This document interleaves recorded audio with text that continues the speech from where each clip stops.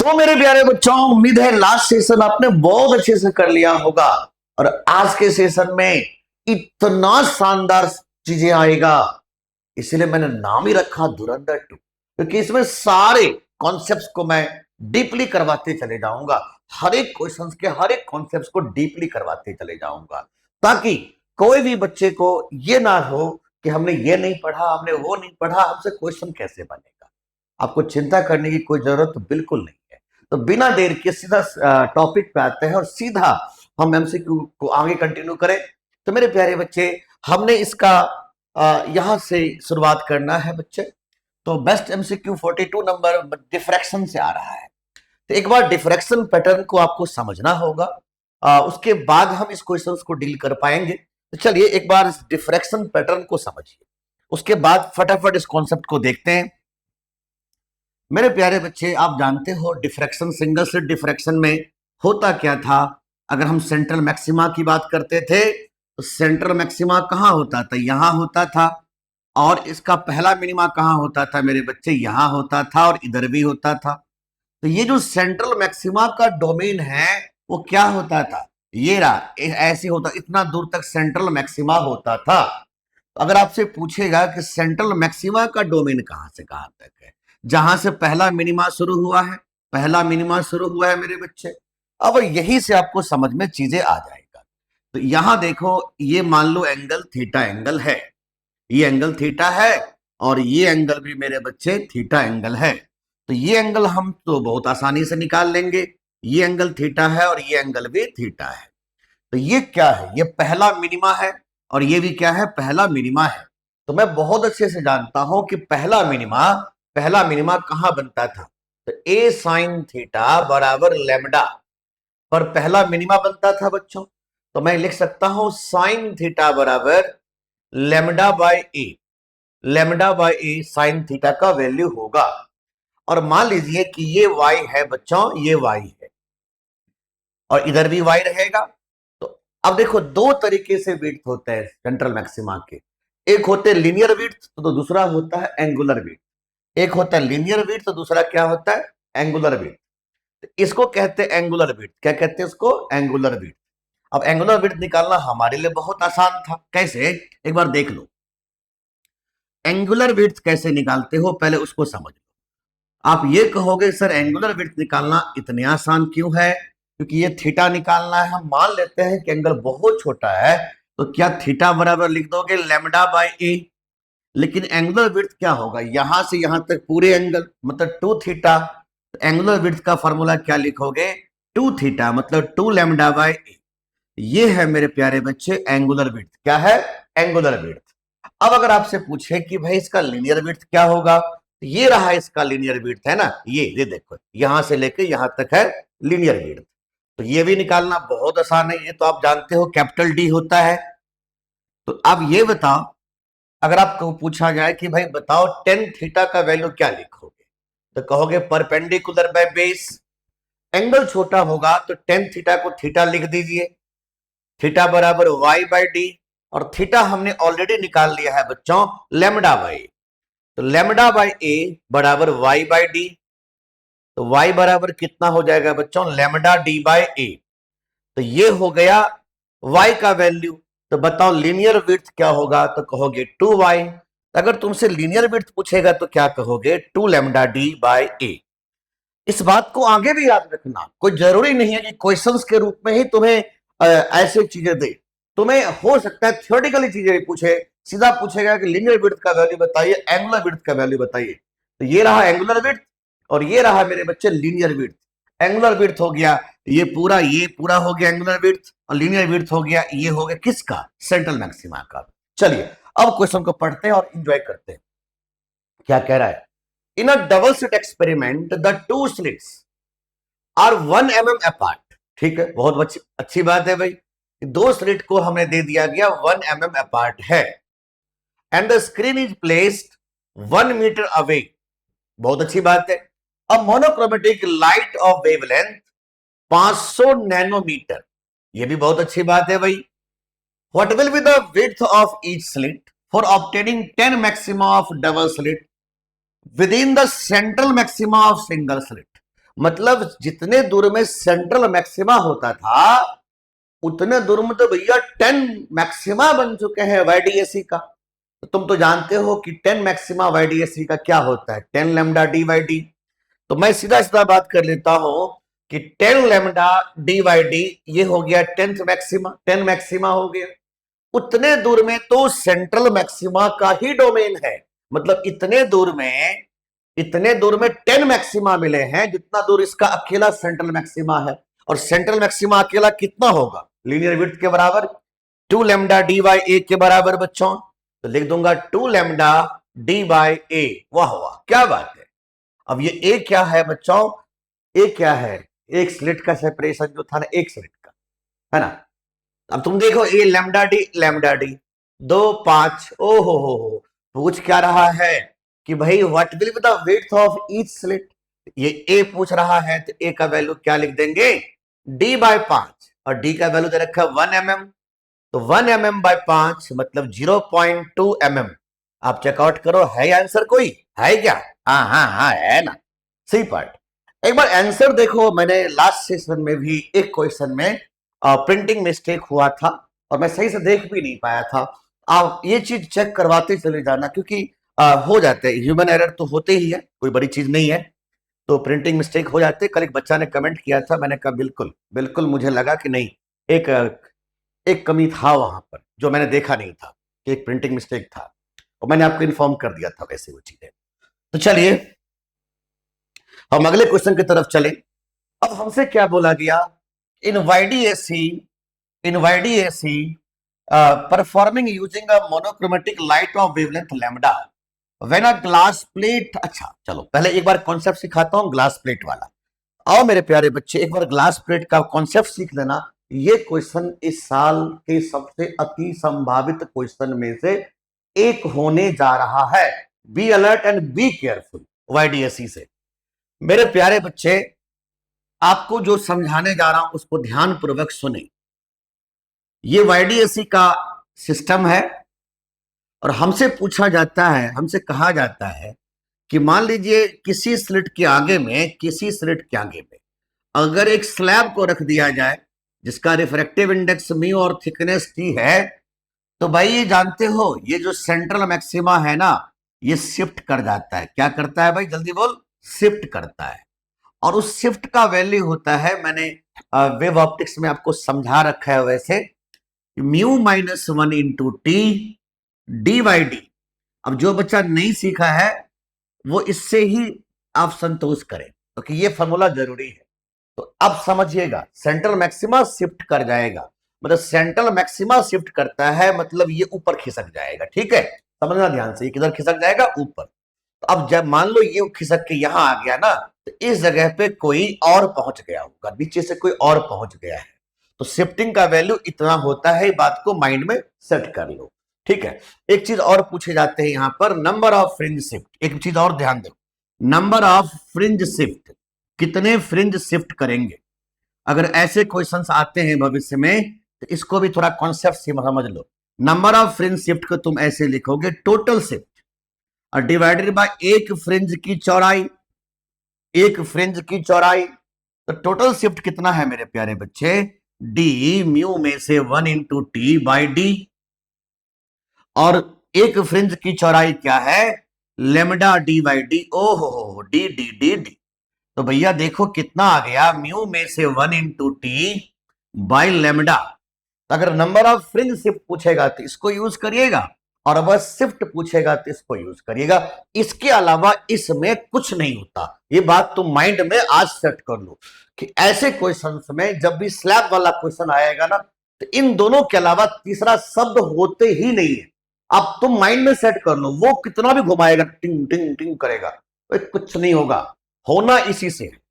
बात में माइंड में सेट हुआ ना, मैं क्या बोला, जो क्वेश्चन बनेंगे इसी दोनों फार्मूला से बनने वाले हैं। कभी भी स्लैब वाले क्वेश्चन दे देगा वाईडीएसी में तो। अच्छा जी, अब इस क्वेश्चन को पढ़ते हैं, क्या कहना चाह रहा है। अब इस क्वेश्चन में मेरे प्यारे बच्चे मुझे ये कहना चाहता है, क्या कहना चाह रहा है भाई, इन वाईडीएसी experiment using monochromatic light of wavelength lambda when a glass plate जिसका रिफ्रैक्टिव इंडेक्स दे रखा है और थिकनेस दे रखा है x lambda, is introduced in the path of one of the interfering beams, the intensity at the position where the central maxima occurred previously remains unchanged. अब देखो बढ़िया question दे दिया ना तुम्हें, समझो। तो अब तुम क्या सोचोगे? तुम ये सोचोगे ऐसे क्वेश्चन में, ध्यान देना, ये ध्यान देना, ये अच्छा क्वेश्चन पकड़ा गया। कह रहा है कि जहां सेंट्रल मैक्सिमा था ना बच्चे, जहां पहले सेंट्रल मैक्सिमा हुआ करता था, अब सेंट्रल मैक्सिमा पे क्या रहेगा भाई? मैक्सिमम इंटेंसिटी रहेगा, उसमें तो कोई संदेह नहीं। लेकिन एक स्लैब के रखते ही ना, तुम जानते हो कि सेंट्रल मैक्सिमा ऊपर खिसका। अब जैसे सेंट्रल मैक्सिमा ऊपर खिसका, भाई समझ, जैसे ये सेंट्रल मैक्सिमा ऊपर खिसका, तो बात ये भी सच है कि यहां पर कोई नीचे से आया होगा, यहां पर नीचे से कोई आया होगा। तो जहां सेंट्रल मैक्सिमा पर जितनी इंटेंसिटी पहले थी, उतनी इंटेंसिटी आज भी है। इसका क्या मतलब है? कि नीचे से कोई मैक्सिमा पहुंच गया होगा। अब समझना ध्यान से, नीचे से कोई मैक्सिमा पहुंच गया होगा। अगर मिनिमा पहुंचता तो शायद डार्क कर देता, है, सोच के देखो, इंटेंसिटी 0 कर देता। लेकिन यहां पर कोई मैक्सिमा पहुंचा है, इसलिए जितनी इंटेंसिटी पहले थी आज भी उतनी ही है, क्योंकि सेंट्रल मैक्सिमा पर तो इंटेंसिटी मैक्सिमम होता है, लेकिन सेंट्रल मैक्सिमा तो ऊपर खिसक गया, और वो ऊपर खिसका तो नीचे से कोई आ गया। तो नीचे से कौन आया होगा? मैक्सिमा आया होगा, सोच के देख। इसका मतलब हमसे कह रहा है कि नीचे से कोई मैक्सिमा आ गया। और अब अगर हमसे कोई बोले कि भाई मिनिमम बताओ, मिनिमम थिकनेस, मिनिमम से मिनिमम वैल्यू बताओ, तुम क्या कहोगे? मिनिमम से मिनिमम कौन कौन होगा? जो पहला मैक्सिमा ही आ गया होगा। देखो, जरूरी नहीं है कि पहला मैक्सिमा ही आए, दूसरा मैक्सिमा भी आ सकता है, तीसरा मैक्सिमा भी आ सकता है, खिसक के, है ना। लेकिन अगर मिनिमम बात करें तो क्या कहोगे? कि पहला मैक्सिमा ऊपर चला गया होगा। और पहला मैक्सिमा का डिस्टेंस यहां से कितना होता है? तो तुम जानते हो ना, y बराबर n lambda D by D, और n का वैल्यू 1 पुट करते हो तो लैम्डा डी बाई डी। इसका मतलब जो शिफ्ट है ना, जो शिफ्ट है ना बच्चों, मतलब लैम्डा डी बाई डी के बराबर होगा। क्योंकि तुम जानते हो ना, ये शिफ्ट यहां से किया है यहां तक, यहां शिफ्ट किया होगा ना यहां तक, तो ये क्या है? यहां पहला मैक्सिमा था जो खिसक के यहां आ गया। तो हो सकता है इस जगह पे दूसरा मैक्सिमा भी आ जाए, तीसरा मैक्सिमा भी आ जाए, चौथा मैक्सिमा भी आ जाए, पांचवा मैक्सिमा भी आ जाए। लेकिन अगर मैं मिनिमम बात करूं तो तुम क्या कहोगे? यहां पर कोई कम से कम कौन आया होगा? तो पहला मैक्सिमा आया होगा। और पहला मैक्सिमा का फॉर्मूला क्या होता है? Lambda D by D. तो यही है लेमडा डी बाई डी। और इसको शिफ्ट के बराबर कर दो, शिफ्ट मैंने निकलवाया था, D into mu minus 1 into T, D into mu minus 1 into T by, देखो देखो देखो देखो देखो, बाय डी। तो बाय डी इसको लिख दोगे lambda D by D, D से डी गया, डी से डी गया, और म्यू का value given in the question 1.5। तो 1.5 में से 1 हो गया 0.5, और थिकनेस दे रखा है बच्चों एक्स लैम्डा। अच्छी बात जी, बराबर लैम्डा। तो लैम्डा से लैम्डा कैंसिल हो गया, तो x बराबर तुम क्या कहोगे? 2, बिकॉज 0.5 का मतलब 1/2, x का वैल्यू लिख दोगे 2। तो उम्मीद करता हूं ये क्वेश्चन आपको समझ में भी आया, और जो भी स्लैब वाले क्वेश्चंस होंगे, जो भी स्लैब वाले क्वेश्चंस होंगे, उसको तो तुम आराम से कर दोगे। एक बात तुम्हें और बताना बहुत जरूरी है कि जरूरी नहीं है कि यहां पर ऐसी बातें लिखा रहे कि सेंट्रल मैक्सिमा का जो पोजीशन है ना, उस जगह पे रिमेन्स अनचेंज हो जाए, ऐसा नहीं होगा। हो सकता है वहां बोल देगा कि भाई वहां डार्क बन गया, वहां इंटेंसिटी 0 कर लिया, मतलब बिल्कुल डार्क हो गया। तब क्या सोचोगे? तब तुम ये सोचोगे कि वहां पर पहला मिनिमा कम से कम आ गया हो, दूसरा भी आ सकता है, तीसरा भी आ सकता है, लेकिन कम से कम पहला मिनिमा आ गया होगा। तो उस वक्त तुम क्या पुट करोगे? लेमडा डी बाई 2d, पहला मिनिमा। समझ में आ रहा है बात कि नहीं समझ में आ रहा है? तो ये लॉजिक आपको इसमें लगाने होते हैं, और उम्मीद करता हूं स्लैब वाले कोई भी क्वेश्चंस आएंगे तो आप बड़ी आसानी से कर लोगे इसको। चलो आगे बढ़ो, और हम आगे बढ़े, अगले क्वेश्चन की तरफ चलते हैं। इसमें क्या बोल रहा है कि YDAC is experiment, YDAC experiment, the fringe width is 12 mm। ठीक है, फ्रिंज विड्थ की वैल्यू दे रखी है हमें 12 mm, बहुत अच्छी बात।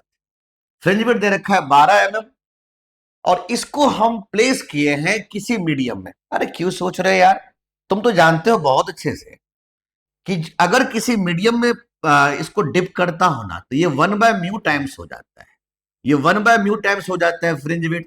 ये बात तो तुम पहले से जानते हो। तो फ्रिंज विड्थ की वैल्यू 1/μ टाइम्स हो जाती है, और रिफ्रैक्टिव इंडेक्स क्या था? पानी। मतलब 1/4/3, 1/4/3, तो 3 ऊपर। और पहले इसकी चौड़ाई कितनी थी? 12 mm। तो 4 तिया 12, इसका आंसर हो जाएगा बच्चों 9 mm। मतलब फ्रिंज की चौड़ाई कम हो गई होगी 9 mm। Your answer is 9 mm। उम्मीद करता हूं आप समझ गए होंगे। आप आंसर को वेरीफाई जरूर करवाते चले जाएं, क्योंकि कई बार ऑपरेटर्स गलत भी कर देता है, तो कोई बड़ी बात नहीं है, ह्यूमन एरर होते हैं। हम जरूर इसको एक एक चीजों को चेक करते हुए चले जाएंगे। चलिए आगे बढ़िए, अगले क्वेश्चन की तरफ चले। हम फिर से आपसे बात करना चाह रहे हैं, यहां दिया हुआ है वाईडीएससी के फिर से एक क्वेश्चन की तरफ आए। और वाईडीएससी में हमसे क्या बोला जा रहा है बच्चों? हमसे कह रहा है in YDSE if the source of light changes from orange to blue. अच्छा जी, बहुत अच्छी बात है भाई। पहले ऑरेंज था, अब ऑरेंज से ब्लू कर दिया है ना, यही तो बोल रहा है ना, ऑरेंज से ब्लू कर दिया। तुम तो जानते हो ना, ये बात बड़ा अच्छा बात है कि फ्रिंज विड्थ की वैल्यू होती है लेमडा डी/डी। ये बात तो तुम बहुत अच्छे से जानते हो। लेकिन तुम ये भी बात जानते हो VIB/GYOR ऐसे बढ़ने पर वेवलेंथ बढ़ता है बच्चों, ऐसे बढ़ने पर वेवलेंथ लगातार बढ़ते जाता है। तो भाई एक बात बताओ, एक बात तुम बताओ खुद, ऑरेंज से रेड ब्लू हो गया तो कहां ऑरेंज था कहां ब्लू? तो क्या हम ऐसे चल पड़े? तो क्या वेवलेंथ बढ़ा कि घटा? जल्दी बोल। वेवलेंथ बढ़ा कि घटा? तो घट गया ना, पहले ऑरेंज की वेवलेंथ ज्यादा थी और ब्लू की वेवलेंथ कम है। तो यहां पर तो मैं क्या देख रहा हूं कि वेवलेंथ घट चुका है। तो वेवलेंथ अगर घट चुका है ऑरेंज से ब्लू में, तुम क्या कहोगे? वेवलेंथ घटा मतलब फ्रिंज विड्थ भी घट गया, और फ्रिंज विड्थ घटने का मतलब मैक्सिमा से मैक्सिमा के बीच के सेपरेशन घट गया, मिनिमा से मिनिमा के बीच के सेपरेशन घट गया। चलिए पढ़ते हैं क्या कहना चाह रहे हैं। तो इसमें आंसर क्या बोलेंगे बच्चों? तो आप कहेंगे the distance between consecutive fringes will decrease. बिल्कुल सही बात है, बिल्कुल सही बात है कि दो मैक्सिमा से मैक्सिमा के बीच के डिस्टेंस को फ्रिंज विड्थ कहते हैं, या दो मिनिमा से मिनिमा के बीच के डिस्टेंस को फ्रिंज विड्थ कहते हैं। और आप जानते हो लैम्डा घट रहा है, इसलिए फ्रिंज विड्थ घट रहा होगा, इसलिए आंसर बी पार्ट बिल्कुल सही है बच्चों। उम्मीद करता हूं आप अच्छे से एंजॉय कर रहे होंगे। आगे बढ़ो, अगले क्वेश्चन में क्या कहना चाह रहा है ध्यान से सुनो। फिर से वाईडीएससी क्वेश्चन आ रहा है, कह रहा है in a YDSC 16 fringes are observed. कितने फ्रिंज भाई? 16 फ्रिंज। अच्छी बात जी, 16 fringe are observed in a certain segment of screen when light of wavelength. मेरे प्यारे बच्चे, कितना वेवलेंथ यूज किया गया? 700 नैनोमीटर। अच्छा जी, अगर मैं इसको बदल के ना 400 नैनोमीटर कर देता हूं, तो मुझसे पूछ रहा है कि कितने उसी सेगमेंट में, मतलब y का वैल्यू सेम, उसी सेगमेंट में कितने फ्रिंज बनेंगे? तो कोई घबराने की जरूरत नहीं, आप y1 बराबर y2 कर दो ना। तो मान लो y का वैल्यू क्या होता है? n lambda D D. तो तुम बोलो n1 लैम्डा 1 डी/डी का जो वैल्यू होगा वो बराबर होगा n2 लैम्डा 2 डी/डी के बराबर। बिकॉज कह रहा है कि सेगमेंट तो उतने ही है, उतने ही सेगमेंट में बात करना चाह रहा है, इतने ही दूर में। बस वेवलेंथ को बदल दिया था और कुछ नहीं किया है, तो डी डी उड़ गया। अब बस इसको सॉल्व कर दीजिए। n1 का वैल्यू है 16 और गुना लैम्डा 1 है 700। n2 का वैल्यू मेरे बच्चे पता नहीं मेरे को, और ये 400। सोच क्या रहे हैं भाई, बात खत्म करिए ना। ये दोनों गया, 4 4 हो गया। तो भाई n2 का वैल्यू मैं देख रहा हूं 28 हो चुका है। हाई ऑप्शन में 28 बिल्कुल सही बात है। तो मुझे भरोसा है आप समझ रहे होंगे, आप अच्छे से समझ रहे होंगे, है ना बच्चे? आगे बढ़िए, रुकिए मत मेरे प्यारे बच्चे। अब फिर से क्वेश्चन आ रहा है, हमें कह रहा है in a diffraction pattern due to a single slit of width a. अच्छा, अब मैंने डिफ्रैक्शन पैटर्न थोड़ी देर पहले समझाया था कि ए साइन थीटा बराबर लैम्डा, ए साइन थीटा बराबर एन लैम्डा, ये मिनिमा के लिए होता है, तुम जानते हो ये बातें। और ए साइन थीटा बराबर 2n+1 λ/2 मैक्सिमा के लिए होता है। ये बात आप बहुत अच्छे से जानते हो, जहां n का वैल्यू 1 2 3 4 होता है बच्चों। अब आइए आप क्वेश्चन को पढ़ना स्टार्ट करते हैं, क्या कहना चाहते हैं। क्या स्पेस है? बिल्कुल है। In a diffraction pattern due to a single slit width, the first minima is observed at 30 degree. चलो भाई यही कर लेते हैं, स्पेस भी एडजस्ट हो जाएगा यहां पर आराम से। तो पहले जो मिनिमा था वो 30 डिग्री पे बना था, तो पहला मिनिमा मतलब a sine 30 degree equal to lambda. ओहो क्या बात है यार भाई, पहला मिनिमा 30 डिग्री पे बना था, एन का वैल्यू 1 पुट कर दिया मिनिमा के लिए, पहले के लिए। तो भाई ए साइन 30 हाफ बराबर लेमडा, तो भाई इसकी जरूरत जहां पड़ेगी उसको यूज करेंगे। तो कह रहा है कि अच्छा कोई दिक्कत नहीं, is incident on the slit, इसकी जरूरत पड़े कि ना पड़े देखेंगे। द फर्स्ट सेकेंडरी मैक्सिमा कहां ऑब्जर्व होगा? तो तुम तो जानते हो ना कि पहला सेकेंडरी मैक्सिमा कहां ऑब्जर्व होगा। तुम कहोगे ए साइन थीटा बराबर 3 लैम्डा बाई 2, बिकॉज एन का वैल्यू 1 पुट करोगे तो 3 लैम्डा बाई 2। अब तुम जानते हो कि लैम्डा, अब यहीं से ए बराबर 2 लैम्डा कर देता हूं, ए बराबर 2 लैम्डा कर देता हूं, तो 2 लैम्डा गुना साइन थीटा बराबर 3 लैम्डा बाई 2। भाई लैम्डा से लैम्डा गया तो साइन थीटा बराबर 3/4, तो थीटा इज साइन इनवर्स 3/4। ये लो जी, कर लो आंसर, यही आंसर हो जाए। बिल्कुल सही है। ऑप्शन चेक जरूर करते चले जाना, क्योंकि कई बार प्रिंटिंग मिस्टेक हो सकते हैं, मैं इसलिए एक एक चीज को वेरीफाई करते चले जाता हूं। तो मुझे उम्मीद है बच्चे, अच्छा यूनिट में आया हुआ क्वेश्चन है, बहुत इजी क्वेश्चन पूछा गया था। चलिए आगे बढ़ते हैं, फिर से आगे बढ़ेंगे बच्चों। अच्छा ये बहुत अच्छा केस है। आप जानते हो लॉज ऑफ मेलस, मेलस का लॉ क्या था और ब्रेनस्टर का लॉ क्या था, ये दोनों बड़ी काम के रिजल्ट होते हैं, म्यू बराबर 10 थीटा। आप जानते हो कि इंटेंसिटी जो होते हैं वो होते हैं आई नॉट गुना कॉस स्क्वायर थीटा। अब यहां से समझने की कोशिश करेंगे ये क्या कहना चाह रहे हैं। कह रहा है एन अनपोलराइज्ड लाइट, ठीक है बहुत अच्छी बात, अच्छे से सुनेंगे सीखेंगे इसको, ठीक है। ये अनपोलराइज्ड लाइट है जिसकी इंटेंसिटी कितनी है 2I0 है, अच्छे से मस्ती में समझो, 2I0 है, is pass through a Polaroid P। ठीक है भाई, चलो एक पोलराइड यहां ले लिया हमने, इससे पास करवाया गया, एंड देन थ्रू अनदर, अच्छा इससे जैसे ही पास करवाएंगे तो ये तो पोलराइज हो जाता है, तो इसकी इंटेंसिटी आधी हो जाएगी, मतलब I0 हो जाएगी। अच्छी बात जी। फिर उसने कहा कि भाई एक और के साथ हमने भेजा है एनालाइजर को, जो कि पहले से 30 डिग्री एंगल बना रखा था, तो अब इसकी जो इंटेंसिटी होगी वो कितनी होगी? क्या सोच रहे हो यार, क्या सोच रहे हो? इसकी इंटेंसिटी मान लो IP है, तो IP बराबर I0, क्योंकि यही तो आ रहा है ना इसके अंदर, I0 कॉस स्क्वायर थीटा, और थीटा का वैल्यू 30 डिग्री है, तो तुम क्या बोलने वाले हो, I0 कॉस 30 कितना होता है, √3/2, मतलब 3/4। Your answer is 3I0/4, 3I0/4। उम्मीद करता हूं बहुत अच्छे से आप समझ गए होंगे, है ना। इजी क्वेश्चन है, इस पे क्वेश्चंस आने के पूरे चांस है, पूछे जा सकते हैं, आप जरूर पढ़ के जाइएगा, ठीक है। एक क्वेश्चन मैं आपको दिया हूं, ये खुद आप ट्राई करना, बिल्कुल सेम क्वेश्चन है, ऐसा ही क्वेश्चन है, खुद ट्राई करना। आगे बढ़ो। अब हम बात करेंगे लेंस, लेंस सिस्टम का। लेंस जब मीडियम में प्लेस रहता है तो ऐसे क्वेश्चंस को कैसे डील करेंगे। आइए इसको हम समझाने के लिए, इसको समझाने के लिए एक छोटा सा एग्जांपल लेता हूं, और उस एग्जांपल को ना आप अच्छे से समझना। मेरे प्यारे नन्हे मुन्ने, आपको ना एक क्वेश्चन दे देगा, कहेगा क्या पता है, ये देखिए, ऐसा कुछ क्वेश्चन लेके दे देगा। आप बस समझना, अच्छे से समझना, जो चीज आपको समझाता हो ना उसको बस आप अच्छे से समझना। इसको समझाने की आपको ना एक एग्जांपल समझाता हूं बस। मान लीजिए इधर का रिफ्रैक्टिव इंडेक्स 1.2, इधर का रिफ्रैक्टिव इंडेक्स 1.5, और यहां का रिफ्रैक्टिव इंडेक्स 1.7, बाहर मान लीजिए 1 है। आप समझने की कोशिश करना, यहां का रेडियस R है, इधर भी रेडियस R है। चलो बहुत अच्छी बात है। हमसे पूछा जाता है कि बताइए कि इसका फोकल लेंथ क्या होगा। हमसे जब भी क्वेश्चंस पूछे जाते हैं तो फोकल लेंथ टाइप के क्वेश्चंस पूछे जाते हैं। तो चलो मैं आपको जो तरीका बताता हूं वो थोड़े यूनिक है लेकिन बेहतर है, बस उसको कर देना उसी कॉन्सेप्ट से।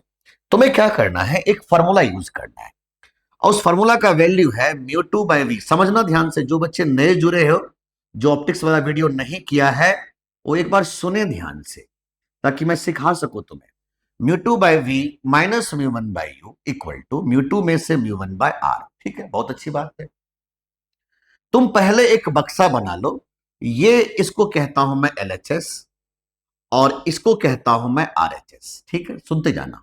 ये एलएचएस था और ये आरएचएस था। कुछ देर के लिए इसको एक बक्से में बंद कर दो, समझो कुछ है ही नहीं, समझो ये कुछ नहीं है, बंद कर, छुपा दो इसको, कॉपी से ढक दो इसको। तो फिर इधर वाला कहलाएगा म्यू टू, इधर वाला कहलाएगा म्यू वन। एलएचएस के लिए, एलएचएस के लिए ये म्यू टू और ये म्यू वन, ये ध्यान रहेगा।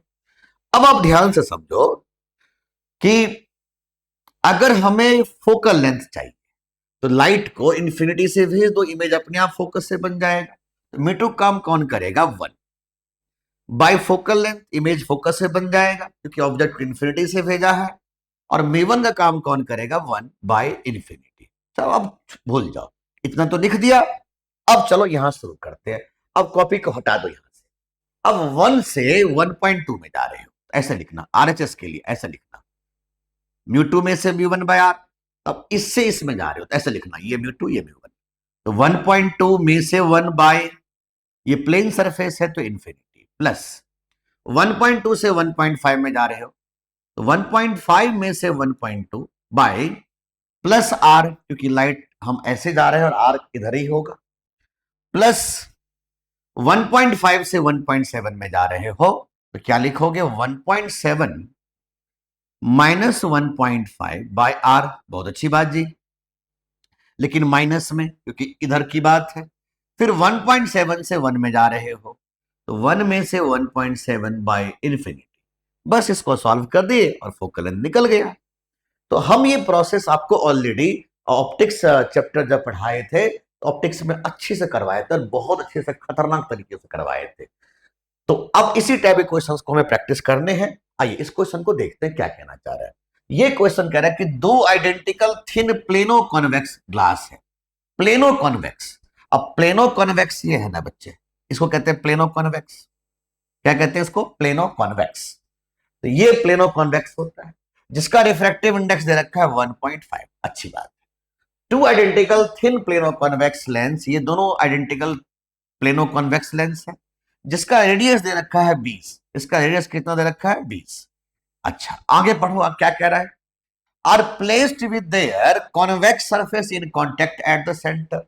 भाई ये डायग्राम तो नहीं होगा, फिर तो ये डायग्राम बन जाएगा। सोच के देखो, ये डायग्राम बन जाएगा। अच्छी बात है, कोई नहीं, बिल्कुल एग्जैक्ट यही डायग्राम होगा।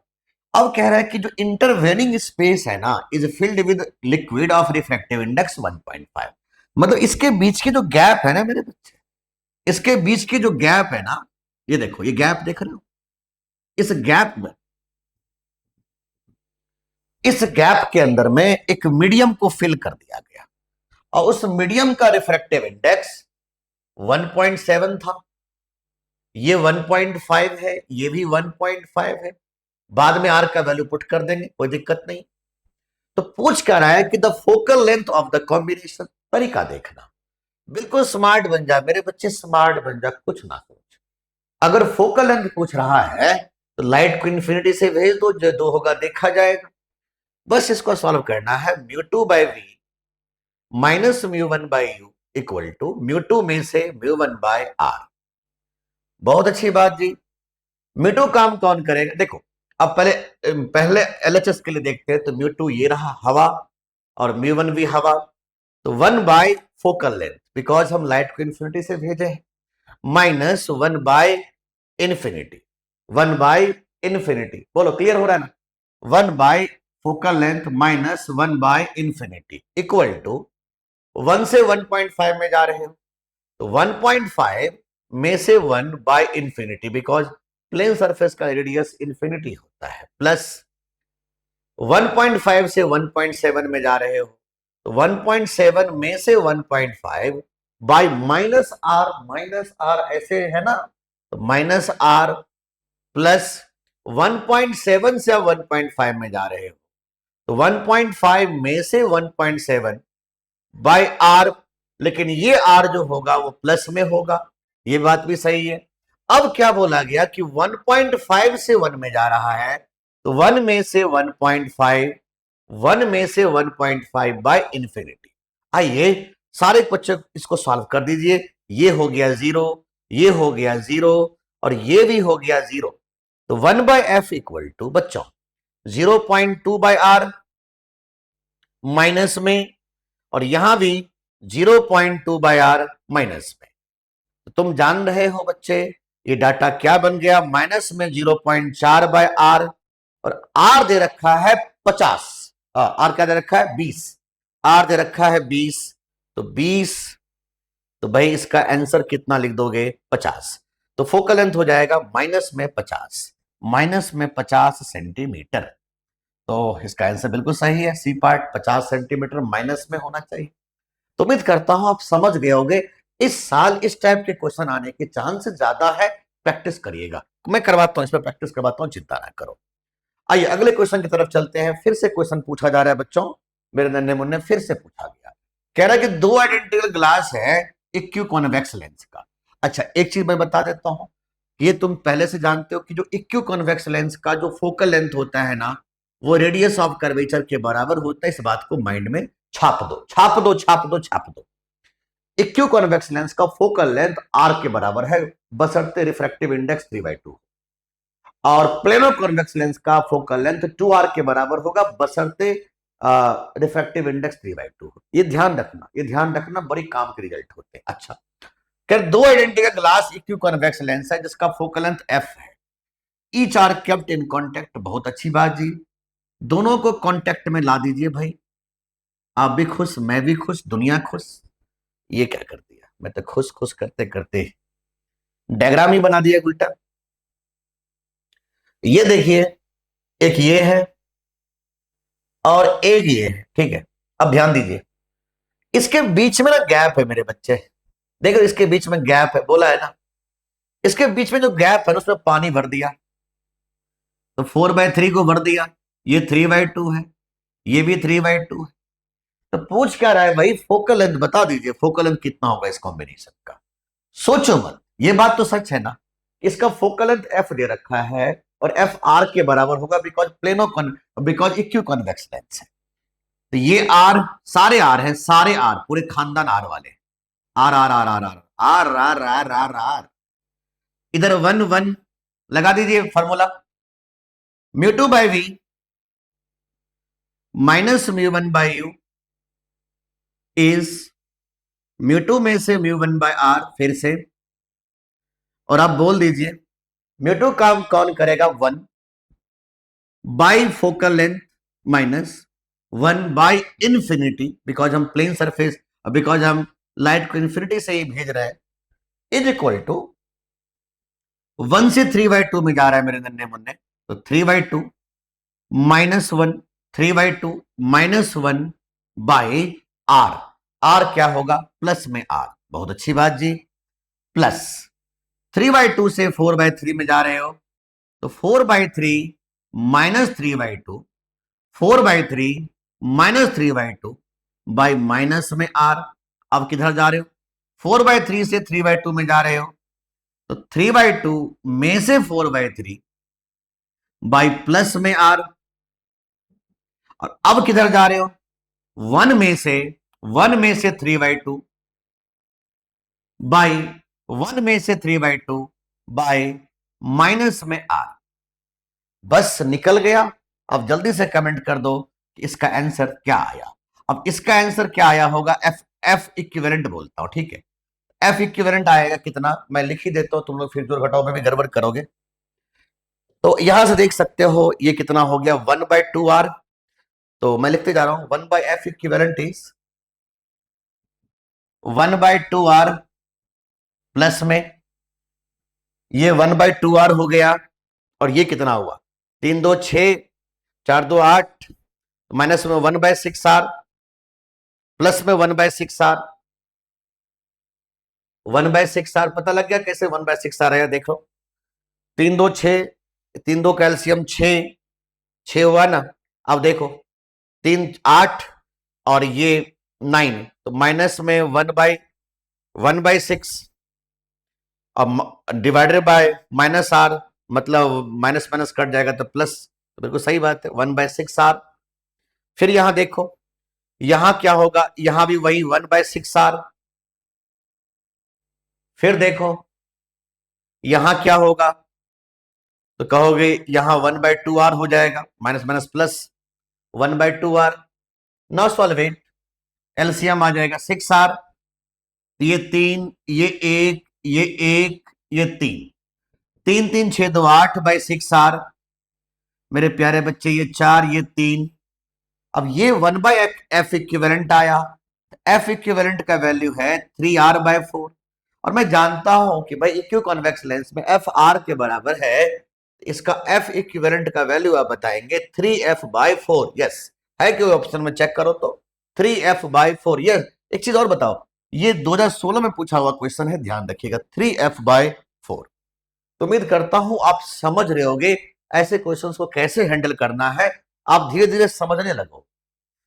चलिए अगले क्वेश्चन की तरफ चलिए। फिर क्या कहना चाहता है, फिर क्या कहना चाहता है मेरे प्यारे बच्चे सब, हमें बोला गया कि दो सिमिलर थिन इक्यू कॉन्वेक्स लेंस है जिसका फोकल लेंथ एफ है। अच्छा जी, दो सिमिलर थिन इक्यू कॉन्वेक्स लेंस है जिसका फोकल लेंथ एफ है, इसका भी फोकल लेंथ एफ, इसका भी focal length F, are kept coaxially in contact with each other. बहुत अच्छी बात, such that the focal length of the combination is f1। अच्छा, ये निकाल क्यों नहीं लेते, तो 1/f1 बराबर 1/f प्लस 1/f, यहां तो कोई मीडियम मीडियम डला नहीं है, तो 1/f1 plus 1/f2 dot dot dot dot होता है, ये बात तो आप जानते हो। तो मुझे बताओ ना मेरे प्यारे बच्चे, ये 2/f आएगा क्या 1/f1 का वैल्यू, तो मेरे नन्हे मुन्ने मेरे प्यारे f/2 लिखोगे क्या, बिल्कुल सही बात है, f1 का वैल्यू f/2 हो गया। आगे पढ़िए, आगे क्वेश्चन में कह रहा है कि when the space between the two lenses is filled with the glycerine जिसका रिफ्रैक्टिव इंडेक्स भी 1.5 है। कमाल है भाई, सेम रिफ्रैक्टिव इंडेक्स वही। तो अब इसमें क्या किया कि इसके जो बीच के गैप है ना, ध्यान दीजिएगा, बीच के जो गैप है ना मेरे बच्चे, उसमें ग्लिसरीन को भर दिया गया, और ग्लिसरीन का भी रिफ्रैक्टिव इंडेक्स एग्जैक्टली 3/2 है, ये भी 3/2, ये भी 3/2। अब तुम क्या कहोगे, तो यार तीन लेंस का सिस्टम बन गया, इतना क्यों सोच रहा हूं मैं, V2/V वाला कॉन्सेप्ट नहीं लगाएंगे, सीधा सीधा निकल जाएगा यहां। तो यहां अब 1/f इक्विवेलेंट क्या बोलोगे, f2 नाम दिया है इसने, तो 1/f2 बराबर इसका 1/f। अब इसका हो जाएगा, देखो ये तो इसका भी रिफ्रैक्टिव इंडेक्स 3/2 है, रेडियस r ही है। अब समझ रहे हो ना बात, तो बात तो बड़ा स्पष्ट है ना, ये कॉन्वेक्स लेंस है और ये कॉनकेव लेंस बन गया है, तो 1/- में f प्लस में 1/f ये वाला, अब ये तीन लेंस मिलके बन गया, तो कट जाएगा, तो बच्चों f2 का वैल्यू कितना आ गया f। भाई बात समझ, बात समझ, पूछ क्या रहा है तुमसे, f1/f2, f1/f2 का वैल्यू मैं क्यों बताऊं, तुम बताओ ना, f1 का वैल्यू f/2 और f2 का value f। The correct answer is 1:2। है कोई ऑप्शन में, please check out 1:2 the correct answer. तो उम्मीद करता हूं आप समझ गए होंगे 1:2 इज द करेक्ट आंसर। तो मेरे प्यारे बच्चे, अगर आपको समझ में अच्छे से आ रहा होगा तो देखो वीडियो को शेयर करो, आप जितने शेयर करोगे आपका अपना चैनल उतने ही ज्यादा बच्चों तक पहुंचेगा, और जिसको जिसको जरूरत होता है इस लास्ट मोमेंट पे एग्जाम के समय में, जिसको जिसको जरूरत होता है ना, फिजिक्स से परेशान है, उसको हेल्प मिल जाएगा। मैं नहीं जानता कि उसको मैं सिलेक्शन दिलवा पाऊंगा नहीं दिलवा पाऊंगा, क्योंकि वो डिपेंड करता है उसकी मेहनत के ऊपर में। लेकिन हाँ, हमने अगर उसके 4 नंबर ही बढ़ा दिए तो हमारी जीत होगी, अगर हमने उसके 50 नंबर भी बढ़ा दिए तो हमारी जीत होगी, और हमारे बच्चे अगर इस सेशन को बच्चा अच्छे से कर लेगा तो ये यकीनन मान के चलिए कि उस बच्चे के नंबर तो ग्रोथ जरूर। इसलिए वीडियो को शेयर जरूर किया करिए ताकि हर बच्चे तक अपना वीडियो पहुंचे। चलिए आगे बढ़िए, हम अगले क्वेश्चन की तरफ चलते हैं मेरे प्यारे बच्चे। एक बार फिर से, अभी प्रिज्म के क्वेश्चन आया, अब थोड़ा ध्यान दीजिए, थोड़ा ध्यान देना है आपको। प्रिज्म के क्वेश्चंस कभी भी आते हैं ना मेरे प्यारे बच्चे, तो ध्यान देना, 2-3 बातें तुम्हें समझाता हूं जो जरूरी है याद रखना है तुम्हें। प्रिज्म में छोटी छोटी बातें हैं जो हमें ध्यान रखना होता है। क्या क्या ध्यान रखना होता है भाई, इसे कहते हैं एंगल ऑफ प्रिज्म, इसे कहते हैं एंगल ऑफ इंसिडेंस, और इसे कहते हैं एंगल ऑफ एमर्जेंट। ये angle of refraction at the first surface, angle of refraction at the second surface. दो फॉर्मूला होता है जो हमेशा काम आते हैं, एक एंगल ऑफ प्रिज्म होता है R1 प्लस R2, बहुत अच्छी बात है। और डेल्टा क्या होता है मेरे प्यारे बच्चे, I प्लस ई में से ए। इस बात को तुम माइंड में सेट कर लो कि भाई प्रिज्म के कोई भी क्वेश्चन बनते हैं ना, कोई सा भी मतलब कोई सा भी, तो उसके पीछे ओरिजिन यही इन्हीं दोनों फार्मूला का होता है। तो अब चलो सीधा क्वेश्चन पे आते हैं, क्या कहना चाह रहा है ये क्वेश्चन। कह रहा है कि the angle of prism is A. Angle of prism A दे रखा है, चलो कोई बात नहीं जी, एंगल ऑफ प्रिज्म ए है, ये रहा ए। अच्छा जी, one of its refracting surface is silvered. अच्छा, ये सिल्वर्ड वाला क्वेश्चन है, तो मैंने इसके एक सरफेस को सिल्वर्ड कर दिया है, बहुत प्यारी बात है। Light rays falls falling at an angle of incidence to A. तो भाई लाइट रे जो है ना इसके ऊपर में, वो 2a एंगल के साथ गिर रहा था, वो 2a एंगल के साथ गिर रहा था। चलो ये बात भी समझ में आ गया। On one of the first surface return back, ओ हो, रिटर्न बैक, प्लेन सरफेस पर रिटर्न बैक मतलब लाइट नॉर्मली फॉल किया होगा, समझ। प्लेन सरफेस पर अगर रिटर्न बैक होता है ना, तो लाइट को नॉर्मली फॉल करना पड़ेगा। भैया लाइट नॉर्मली फॉल कर गया, यार देख, ओहो, ऐसे गिरा होगा जो कि बिल्कुल नॉर्मल के साथ जीरो एंगल बनाया होगा, और ऐसे ही रास्ता वापस रिट्रेस कर लिया होगा। कभी भी याद रखना, कभी भी रिट्रेस वाली बात करता है तो लाइट को प्लेन सरफेस पर नॉर्मली ही गिरना पड़ेगा। ये बात तो फिक्स हो चुका है ना, यहां पर R2 का वैल्यू 0 है, 90 मत बोल देना, नॉर्मल के साथ तो एंगल 0 ही बनाएगा। और तुम जानते हो मैंने पहले बोला था कि ये फॉर्मूला बड़ी काम के होते हैं, ए बराबर R1 प्लस R2। अगर R2 0 हो गया तो ये बात फिक्स है कि R1 का वैल्यू ए के बराबर हो गया। अब हम ये बात भी जानते हैं कि प्रिज्म के कोई भी क्वेश्चंस बनाने होते हैं तो ये दोनों के साथ साथ हम इसको जरूर यूज करते हैं कि म्यू गुना साइन थीटा हर सरफेस पर कांस्टेंट होता है। आ जाओ बच्चे, अब यहां पर हम लगाते हैं, अंदर का रिफ्रैक्टिव इंडेक्स मान लीजिए म्यू है, यही पता करने के लिए बोल रहा है। बाहर हवा हवाई है, तो कहेंगे जितना म्यू साइन यहां होगा उतना म्यू साइन इधर भी होगा। तो 1 sine 2a equal to mu sine A, बहुत अच्छी बात है। जितना म्यू साइन यहां उतना म्यू साइन यहां है 1 साइन 2a बराबर म्यू साइन ए। और साइन 2a का वैल्यू कितना होता है, 2 साइन ए कॉस ए बराबर म्यू साइन ए। साइन ए से साइन ए कट जाएगा बच्चों, तो म्यू बराबर आ जाएगा 2 cos A. Your answer is 2 cos A. याद रखिएगा ये क्वेश्चन ऑलरेडी नीट में मतलब एआईपीएमटी में पूछा जा चुका है, 2 कॉस ए। आप इस पर जरूर फोकस करिएगा और ये मत समझिएगा कि भाई ये तो ट्रिग्नोमेट्रिकल फार्मूलाज आ रहे हैं, क्या हमारे एग्जाम में पूछे जाएंगे कि नहीं पूछे जाएंगे। भाई कहां लिखा है कि नहीं पूछे जाएंगे, बिल्कुल पूछे जा सकते हैं। आप समझ रहे हो मैं क्या बोल रहा हूं, बिल्कुल पूछे जा सकते हैं। इसीलिए इधर उधर मत करना, सीधा सपट बात करना। चलिए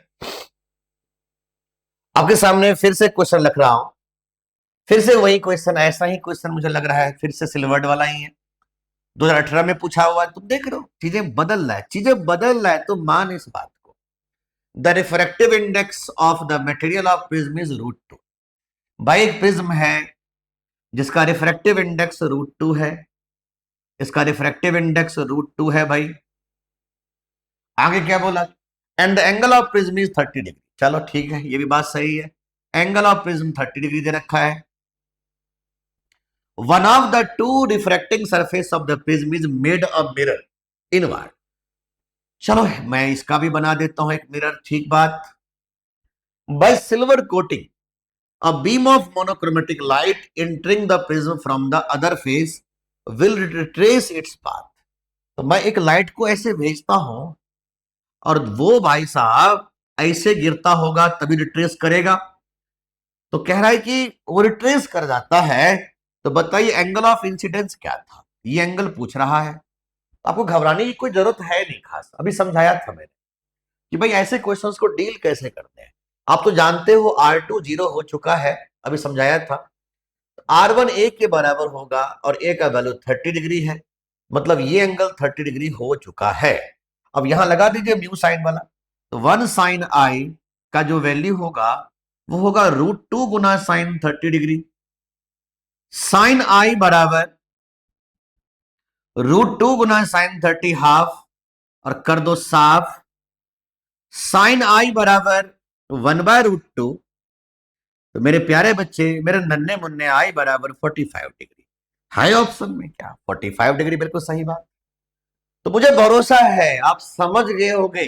सिल्वर कोटिंग वाले क्वेश्चन इस साल आने के चांस है। याद रखिएगा, सिल्वर कोटिंग वाले क्वेश्चन हो सकता है लेंस में भी पूछे जा सकते हैं। Be alert, be careful. मैं इस 300 क्वेश्चन में मैं उसको देना भूल गया था, मैं आपको एक्स्ट्रा प्रोवाइड कर दूंगा सिल्वर कोटिंग वाला, लेंस वाला सिल्वर कोटिंग के, जिसमें लेंस को सिल्वर्ड कर दिया जाता है। वहां से भी क्वेश्चंस बन सकते हैं इस साल, क्योंकि मैं जब रिसर्च कर रहा था तो मैंने पाया एक आध क्वेश्चन ऐसे भी इस साल आ सकते हैं। तो मैं एक क्वेश्चन आपको मैं जरूर प्रोवाइड कर दूंगा अलग से। तो आप इसको देखो, प्रिज्म में या देखो, या तो प्रिज्म के सिल्वर कोटिंग पूछे जा सकते हैं या लेंस के सिल्वर कोटिंग पूछे जा सकते हैं, आएंगे जरूर। तो उम्मीद करता हूं ऐसे क्वेश्चन आप बना लोगे, कोई दिक्कत नहीं होगा। ये भी सेम क्वेश्चन मैंने रिपीट कर दिया है, इसको थोड़ा ध्यान देना। मैं बेस्ट एमसीक्यू 55 की जगह वो सिल्वर्ड लेंस वाले क्वेश्चन मैं आपको जल्द अपडेट कर देता हूं। एक क्वेश्चन मैं एक छोटा सा क्लिप बना करके आपको भेज दूंगा, अपलोड कर दूंगा। बेस्ट एमसीक्यू 55 की जगह मैं उसको प्लेस कर दूंगा, क्योंकि ये रिपीट हो गया है। चलिए आइए मेरे नन्हे, मेरे मुन्ने। ओ हो भैया, ये क्या है? ये तो टोटल इंटरनल रिफ्लेक्शन के क्वेश्चन हैं, जिसके आने की संभावनाएं प्रबल है। टोटल इंटरनल रिफ्लेक्शन के क्वेश्चन नहीं आया तो फिर आया क्या? चलो कोई दिक्कत नहीं, तुम्हें टोटल इंटरनल रिफ्लेक्शन के मास्टर बनाता हूं, चिंता ना कर।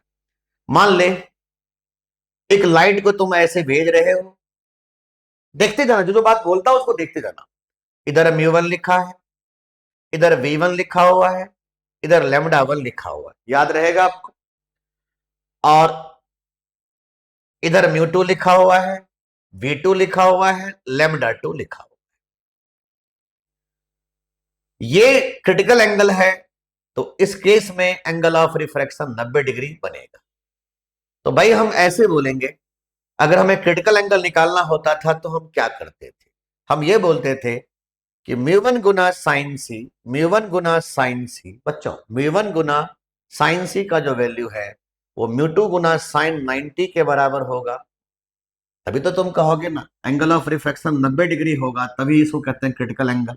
तो साइन सी का वैल्यू हो गया बच्चों μ2 बाय μ1। अब तुम्हें एक रिजल्ट दूंगा, तुम उसको हमेशा याद कर लेना। क्या रिजल्ट है? साइन सी का वैल्यू होता है μ2 बाय μ1, और μ2 बाय μ1 का उल्टा होता है v1 बाय v2, क्योंकि म्यू का उल्टा होता है v, वेलोसिटी, उल्टा रहेगा λ1 बाय λ2। ठीक है, आप इसको हमेशा याद करना, आपके लिए बहुत काम का रिजल्ट है। ऑलरेडी वीडियो में आपको पढ़ा चुका हूं। अच्छा ये μ1, देखो एक चीज और बताता हूं, μ1 v1 λ1 कौन सा है उसको समझ। लाइट हमेशा डेंसर मीडियम से रेयर मीडियम में जाता है टोटल इंटरनल रिफ्लेक्शन में, ये बात तुम जान रहे हो। तो जो डेंसर मीडियम वाला जो मीडियम्स है ना, उसका रिफ्रैक्टिव इंडेक्स v1 है, वेलोसिटी v1 है, λ1 ऐसे। बात समझ गए, पहचान गए। अब तुम्हें एक बात और बताता हूं, तुम्हें कई बार ना पता नहीं चलता है कि यार कौन क्या है। तो रेयर मीडियम में देखो, रेयर मीडियम में वेलोसिटी हाई होता है और डेंसर मीडियम में वेलोसिटी लो होता है। यहां से भी तुम आइडेंटिफाई कर लेना, क्योंकि तुम्हें कई बार नहीं पता लगेगा किसका वैल्यू क्या है। तो रेयर मीडियम में वेलोसिटी हाई होता है और डेंसर मीडियम में वेलोसिटी लो होता है। और टोटल इंटरनल रिफ्लेक्शन के लिए हमें लाइट को हमेशा हमेशा हमेशा हमेशा हमेशा डेंसर मीडियम से रेयर मीडियम में जाना था। तो हमसे अब इस क्वेश्चन को पढ़ना चाहिए। अब क्या कहना चाह रहे हैं? एक ट्रांसपेरेंट बाउंड्री है, बिल्कुल सही बात है, ट्रांसपेरेंट बाउंड्री ले लीजिए। अब कह रहा है ए और बी है, मान लीजिए ए है, इधर बी है, अच्छी बात है जी। Are separated by a plane boundary, the speed of light in those media are इतना एंड इतना। अब तुम देख रहे हो यहाँ की वेलोसिटी कम है, मतलब ये डेंसर मीडियम वाला था, मतलब इसका वैल्यू v1 का वैल्यू दे रखा है 1.5 गुना 10 का पावर 8। याद रखना इस बात को, जिसकी वेलोसिटी कम है ना वो v1 है, और जिसकी वेलोसिटी ज्यादा है वो v2 है। अब ऐसे आइडेंटिफाई करना, नहीं तो तुम परेशान हो जाओगे। 2 × 10⁸ तो पूरा क्रिटिकल एंगल क्या है, तो क्या सोच रहे हो क्रिटिकल एंगल के लिए? अभी सिखाया था ना कि साइन सी बराबर v1/v2, v1/v2, तो 1.5 × 10⁸ डिवाइडेड बाय 2 × 10⁸। ये कट कट। अब बताओ क्या बोलोगे, जल्दी बताओ, बताओ जल्दी बताओ फटाफट। 5 3 5 4, तो साइन सी बराबर 3/4। तो भाई साइन सी बराबर 3/4, तो क्रिटिकल एंगल साइन इनवर्स 3/4 मतलब 0.75। तो उम्मीद करता हूं आप बहुत अच्छे से समझ गए होंगे। चलिए आगे बढ़ते हैं बच्चों, आगे बढ़े, आगे आगे बढ़िए फटाफट। तो अगले टॉपिक पे आइए, अगले टॉपिक में फिर से बात करेंगे मेरे प्यारे बच्चे। क्या कहना चाह रहा है, अगले क्वेश्चन की तरफ चलिए। तो मेरे नन्हे मुन्ने अगले क्वेश्चन में, अब ये क्वेश्चन वाकई बढ़िया क्वेश्चन, बहुत बढ़िया क्वेश्चन आपके सामने आया। आपको कैसे करने हैं ऐसे क्वेश्चन को, ध्यान से सुनिएगा। आपको ऐसे सोचना है, इस टाइप के क्वेश्चन में थोड़े लॉजिक लगाने हैं, और लॉजिक थोड़े से आपको समझाऊंगा, आप इसको समझना। कह रहे हैं क्या, एक ट्रांसपेरेंट सॉलिड सिलेंडर है, या बढ़िया क्वेश्चन है, इस साल आने के चांसेस बन सकते हैं, बहुत बढ़िया क्वेश्चन। हैज रिफ्रैक्टिव इंडेक्स 2/√3, यहां का रिफ्रैक्टिव इंडेक्स दे रखा है 2/√3। ये टफेस्ट क्वेश्चन के कैटेगरी में जाएगा, इसलिए be alert and be careful. ये टफेस्ट कैटेगरी क्वेश्चन में जाएगा, जब भी आएगा तो इसको टफ माना जाएगा। It is surrounded by air, ठीक है, a light ray is incident at the mid point of one of the rod. तो ठीक है, मैंने ऐसे भेज दिया था। अब कह रहा है द इंसिडेंट एंगल थीटा, ये incident angle theta for which light ray grazes along the wall of the rod, मतलब ये ऐसे गया और यहां जाके ग्रेज कर गया, मतलब ऐसे छू लिया। इसका मतलब आप समझने की कोशिश करिएगा। इसका मतलब जो भी, मान लीजिए इस एंगल का नाम कुछ भी बोल दीजिए, आम इमली कटहल कुछ बोल दीजिए, चलिए इसका नाम मैं आई बोल देता हूं, ठीक है। तो आप बोलोगे कि जो आई का वैल्यू है ना वो क्रिटिकल एंगल के बराबर होगा, तभी ऐसे कहानी होता है बच्चों। ये एंगल आई और क्रिटिकल एंगल बराबर होगा तभी वो ग्रेज करेगा। दोनों तरफ साइन लगा दीजिए आप, तो साइन आई बराबर sine C. Step by step चलिएगा, ऐसे क्वेश्चन को ऐसे ही स्टेप सोचना है। साइन आई बराबर साइन सी, साइन सी कहां से निकालेंगे, साइन सी कहां से निकालेंगे, जहां से लाइट बाहर नहीं निकल रहा है। तो साइन सी निकालना हमारे लिए बहुत ही आसान है, अभी सिखाया भी था साइन सी का वैल्यू, देखो ध्यान से। साइन सी का वैल्यू क्या सिखाया हूं, μ2/μ1, μ2/μ1, μ2/μ1। तो भाई μ2/μ1, म्यू2 काम कौन करेगा, देखो यहां से म्यू2 काम कौन करेगा, ये करेगा।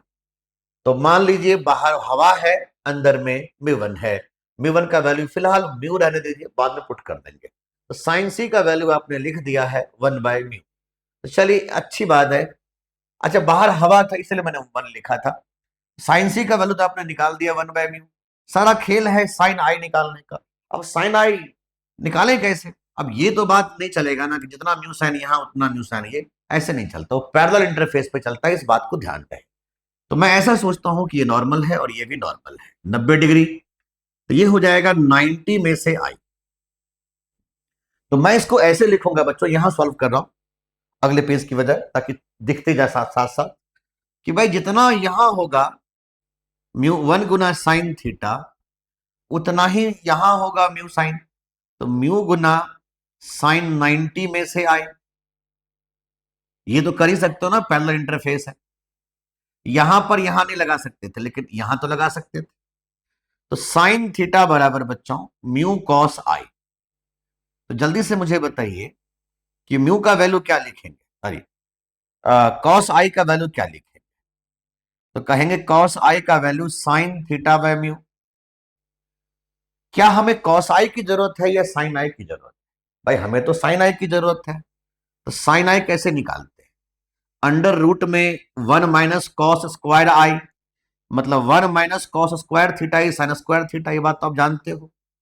तो 1 minus sine square theta by mu square, इसको उठा के यहां पुट करिए तो क्या वैल्यू मिलेगा, तो mu square minus sine square theta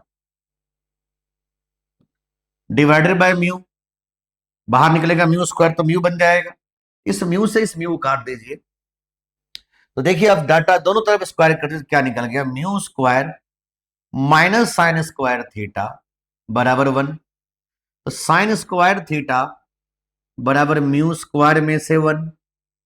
तो देखो बच्चों ध्यान से, म्यू का वैल्यू हमें गिवन है क्वेश्चन में 2/√3, तो बस ये हो जाएगा 4/3, 4/3 -1, 2 दूनी 4/3 -1, तो ये हो जाएगा साइन स्क्वायर थीटा का वैल्यू 4/3 -1, मतलब साइन स्क्वायर थीटा का वैल्यू आया है 1/3।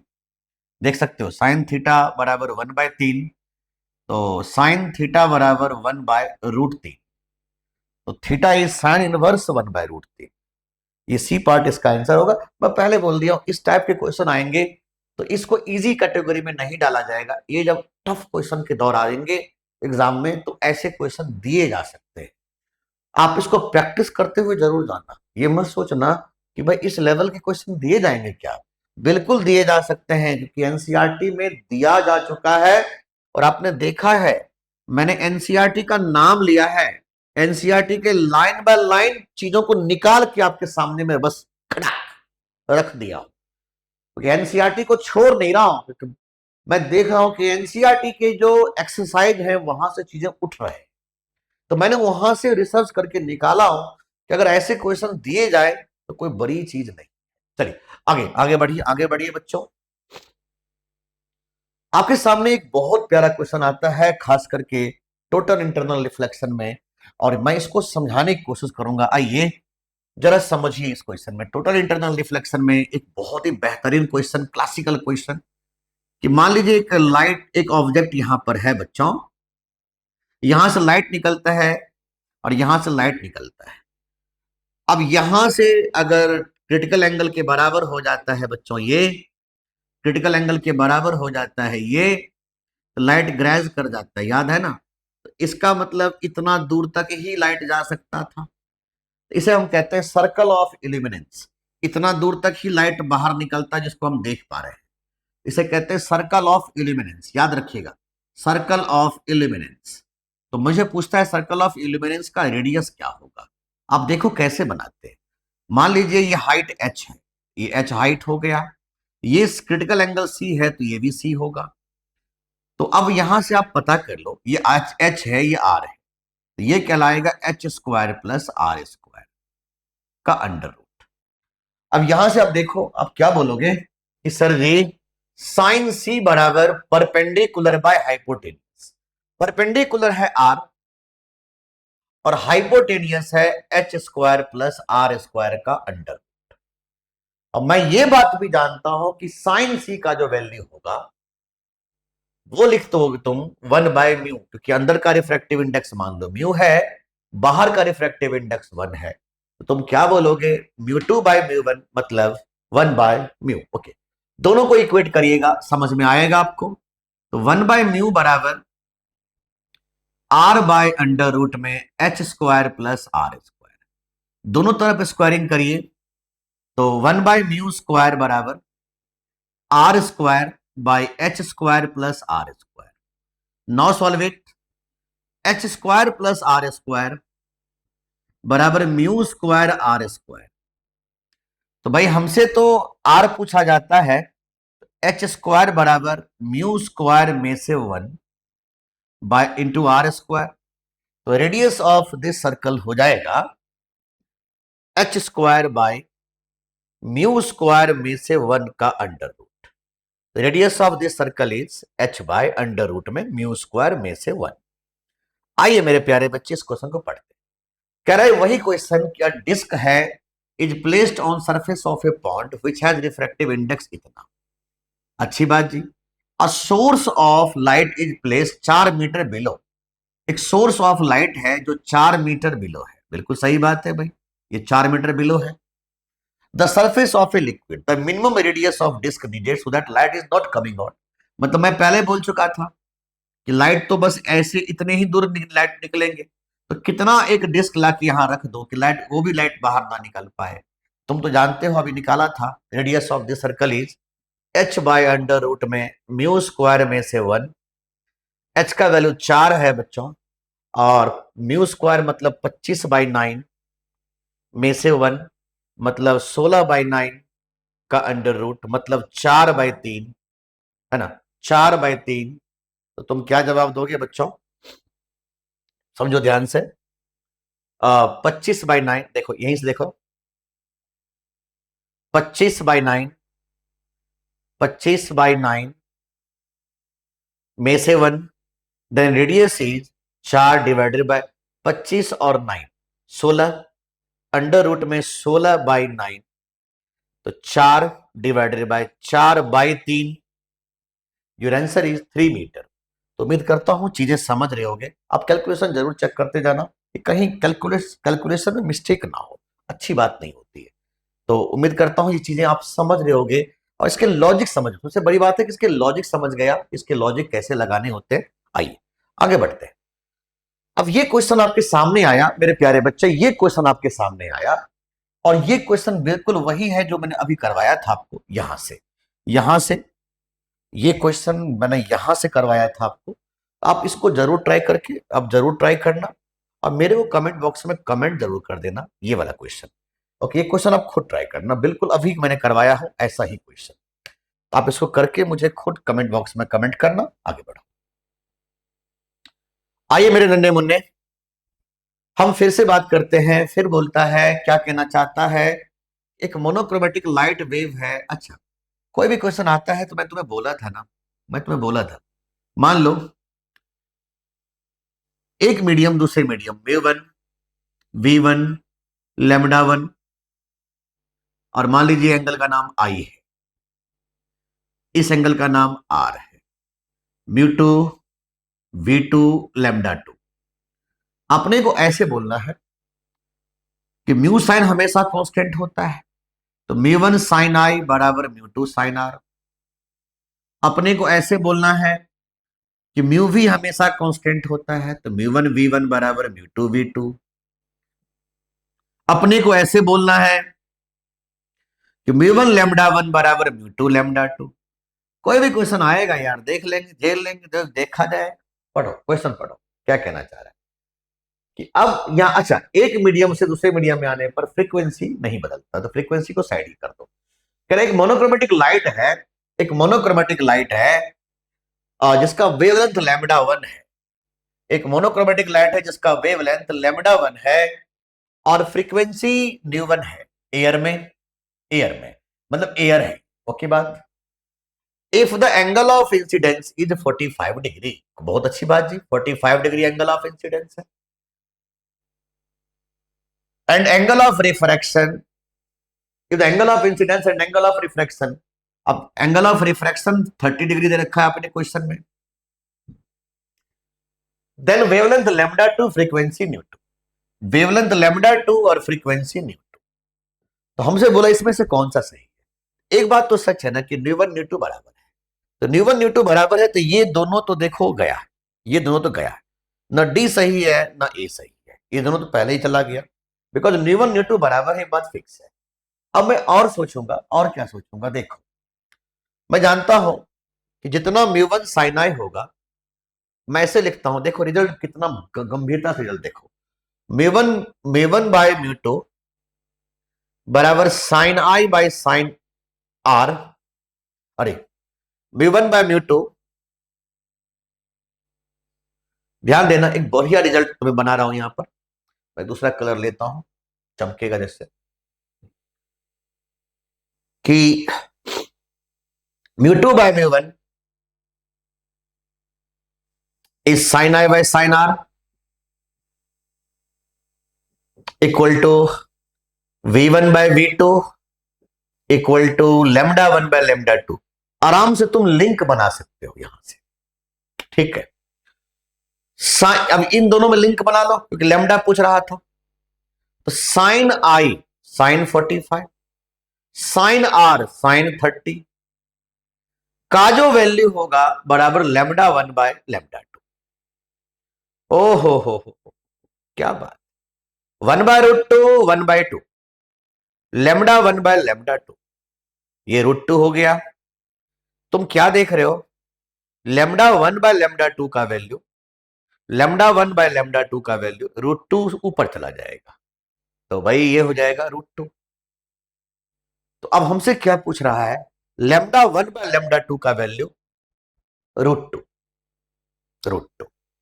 समझ में आया बात? तो कैसे क्वेश्चंस को डील करना था पता लग गया आपको? पता लग गया ना बच्चों? है ना, बिल्कुल इजी सा क्वेश्चन है ये। तो मेरे प्यारे बच्चे आप समझ गए होंगे कि ऐसे क्वेश्चंस को हमें डील कैसे करना था। लेमडा 1 बाय लेमडा 2 इज √2, तो मैं क्या बोलूंगा, लेमडा 2 बराबर लेमडा 1 बाय √2। देखो सही बात है। कोई भी क्वेश्चन आए तो आप इसको ऐसे डील कर सकते हो। आगे बढ़ो। इस क्वेश्चन में जो हमने ओरिजिनल दिया था उसमें कुछ एरर थे, सुनिएगा ध्यान से। मैंने जो ओरिजिनल क्वेश्चन दिया था वहां पर एरर था कि जो हमने ओरिजिनल क्वेश्चन दिया था वो हमारे टीम ने उसको अच्छे से टाइप नहीं कर पाया था, जिस वजह से एरर आ गया था। वो क्वेश्चन ही गलत हो गए थे, टाइपिंग पूरी तरीके से मिस्टेक था। तो मेरे प्यारे बच्चे इस बात को ध्यान रखिएगा, मैंने वहां से इस क्वेश्चन को बदल दिया है, ओरिजिनल क्वेश्चन ये था। चलिए कोई दिक्कत नहीं है। हम एक चीज और ध्यान रखेंगे, रिफ्रैक्टिव इंडेक्स का फॉर्मूला होता है एप्सिलॉन आर म्यू आर। अब कई बार हमसे ना इस पे क्वेश्चन देता है, जैसे यहां देखो ये क्वेश्चन क्या था, यहां का एप्सिलॉन आर म्यू आर दे रखा है इस मीडियम का। चलो मैं रिफ्रैक्टिव इंडेक्स पहले निकाल लेता हूं। तो क्या लिखोगे, 1 गुना 4 मतलब 4, मतलब यहां का रिफ्रैक्टिव इंडेक्स 2 हो गया। यहां देखो 1 गुना 9, यहां का रिफ्रैक्टिव इंडेक्स लिखोगे epsilon R 1 mu R, epsilon R 9 और म्यू आर 1, तो ये हो जाएगा 3। तो बढ़िया है भाई, दोनों मीडियम का रिफ्रैक्टिव इंडेक्स निकल गया। अब हमें क्या बोला गया कि the speed of light in V2, इस मीडियम में लाइट की स्पीड कितनी होगी। कोई बात नहीं, हम जानते हैं कि लाइट जब तक रिफ्रैक्शन होगा म्यू भी कभी नहीं बदलता। जितना म्यू1 V1 होगा उतना म्यू2 V2 होगा। तो तुम एक काम क्यों नहीं कर ले, तो कहीं से किसी को लिंक बना लो, दिक्कत क्या है। चलो तुम इसको और इसको लिंक बना लो, कोई दिक्कत नहीं है। यहां क्या लिखोगे, 1 और V1 का वैल्यू C का वैल्यू मतलब 3 गुना का पावर 8। इस मीडियम में पूछ रहा है लाइट की वैल्यू आपको, मतलब V2 पूछ रहा है। तो मतलब आप क्या बोलोगे कि भाई यहां का रिफ्रैक्टिव इंडेक्स 3 गुना V2। सोचने वाली बात कुछ रह नहीं गया, 10 का पावर 8 मीटर पर सेकेंड इसका आंसर होगा। तो भाई है कोई यस है ना। तो उम्मीद करता हूं चीजें बहुत अच्छे से समझ रहे होगे, एंजॉय कर रहे होगे आप लोग, है ना। तो मेरे प्यारे नन्हे मुन्ने, हम आगे बढ़े। एक बार फिर से आप, अच्छा इस टाइप के क्वेश्चन में ना एक टेक्निक बताया था तुम्हें, एक टेक्निक बताया था, थोड़ा ध्यान देना। अगर तुम्हें ऐसे क्वेश्चन मिलता है ना, बिल्कुल स्मार्ट, अगर इसके ओरिजिन में जाओगे ना तो पूरा डिराइव करना पड़ेगा हमें ज्योमेट्री के साथ। तो मैं जो बोलता हूं ना उसको ध्यान देना, क्योंकि ऐसे क्वेश्चन हमेशा जनरली पूछते हैं। ये मान लो एल है और ये एल, ये 2L है। इसके ओरिजिनल हमने ऑलरेडी आप लोगों को वीडियो में करवा रखा है, इसके ओरिजिनल ओरिजिनल पार्ट कि भाई कैसे निकला था, ये कैसे आया था, और ये डी था। तो पूछा जाता है कि भाई बताओ ये कितने मैक्सिमम डिस्टेंस तक जाएगा ताकि अपनी इमेज को इसमें देख सके, ताकि इसको देख सके इसके अंदर में। Your answer is 3D। क्या होता था 3D, याद करो, ओरिजिनल वीडियो में मैं दे रखा हूं इस चीज को 3D। तो तुम यहां पर देखो ये, और जो मैंने प्रूव किया था उसका ये डाटा था। अब यहां देखो एल के बदले में 60 है और L2 के 2L के बदले में 1.2, मतलब बिल्कुल फिटिंग बैठ जाएगा 3D। तो डी का वैल्यू 50 दे रखा है बच्चों। योर आंसर इज 3 गुना 50 मतलब 150 सेंटीमीटर। कुछ नहीं करना, ऐसे क्वेश्चन सीधा ऐसे ही पूछे जाएंगे तुमसे। ओरिजिन, इसका जो ओरिजिन है जहां से मैंने इसको प्रॉपर वे में सॉल्व कर रखा है, आपको ऑप्टिक्स मॉडर्न फिजिक्स का वीडियो मैंने ऑलरेडी दे रखा है, लाइव करवाया हुआ था, तो वहां से आप चेकआउट कर सकते हो ओरिजिनल।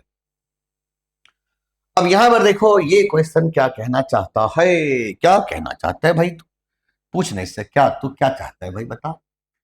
इसको तुम गौर से देखो, यहां से यहां तक डिस्टेंस है 16, इसका मतलब इसका डायमीटर 16 है बच्चों, यह बात तो फिक्स है ना। इसका डायमीटर 16 है, यहां से लेके यहां तक 16 है, डायमीटर इसका 16 है, 16 जो भी है सेंटीमीटर है। मतलब रेडियस कितना होगा ये बता दो, रेडियस कितना लिखोगे। तुम कहोगे रेडियस हो जाएगा इसका 8 सेंटीमीटर। तो एक ऑब्जेक्ट को कहां रखे हो, रेडियस 8 सेंटीमीटर, मतलब सेंटर ऑफ कर्वेचर वहीं पर है। तो सेंटर ऑफ कर्वेचर यहां है। एक ऑब्जेक्ट को तुमने इन्फिनिटी और सेंटर ऑफ कर्वेचर के बीच में रखा हुआ है, यही बात है ना। अगर तुम जानते हो कि अगर ऑब्जेक्ट इससे पीछे होता है ना, याद कर, मैं इसके ओरिजिन एक बार बता देता हूं, कॉनकेव मिरर का पूरी कहानी, पूरी पटकथा, ओहो हो, पूरी पटकथा सुन लिया जाए। अच्छा, पटकथा ये है, ये इन्फिनिटी, ये सेंटर ऑफ कर्वेचर, ये फोकस और ये पोल। अगर ऑब्जेक्ट इन्फिनिटी पे होता है तो इमेज फोकस पे बनता है, छोटा सा, बहुत छोटा सा, नन्हा सा। अगर ऑब्जेक्ट इन्फिनिटी और सी के बीच में होता है, इमेज छोटा सा नन्हा सा, ये डिमिनिश्ड कहलाता है और ये छोटे साइज में कहलाता है। अगर ऑब्जेक्ट सेंटर ऑफ कर्वेचर पे होता है तो वही इमेज बनता है सेम साइज का। अगर ऑब्जेक्ट सेंटर ऑफ कर्वेचर से आगे होता है, इमेज यहां बनता है, बड़े साइज में बनने लगता है।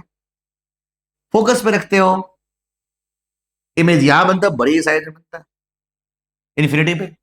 और यहां रखते हो तो वर्चुअल इमेज बनता है बड़ी साइज, ये देख। अब तो मैं बिल्कुल नहीं बोलने वाला इसका आंसर खुद सोचो। ऑब्जेक्ट कहां रखा है भाई? सेंटर ऑफ कर्वेचर से पीछे रखा हुआ, यहां रखा हुआ।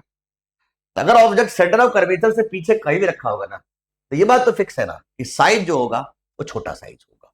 तो इसकी आंसर इज इन्वर्ट तो हो ही रहा है, इन्वर्ट तो हो ही रहा है। इसके पीछे कुछ कहीं भी रखेंगे ऑब्जेक्ट को, देखो ना, उल्टे ही इमेज बन रहे, उल्टे ही इधर इधर बन रहा था, उल्टा ही बन रहा था। इन्वर्ट होगा, रियल इमेज होगा, अनमैग्नीफाइड होगा। इन्वर्ट होगा, रियल होगा और अनमैग्नीफाइड होगा। आया समझ में? तो इसका आंसर क्या होगा? D part. तो उम्मीद करता हूं आप बहुत अच्छे से फील कर रहे हो क्वेश्चन को। चलिए और आगे बढ़ा गए, और आगे बढ़ा गए।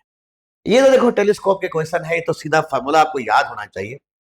सीधा देखो, यहां पर दे ही रखा है ऑब्जेक्टिव का फोकल लेंथ। देखो आईपीएस का फोकल लेंथ 5 दे रखा है और ऑब्जेक्टिव का फोकल लेंथ दे रखा है 140।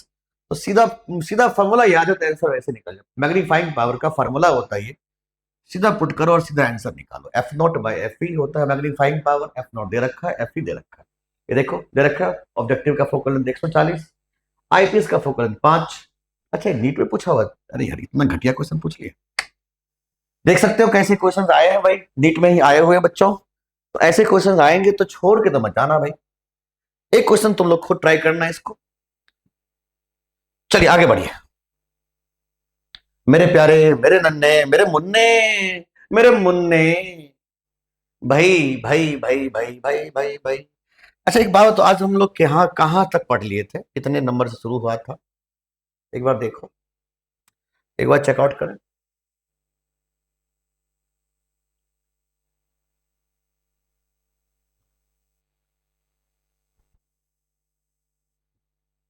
बयालीस से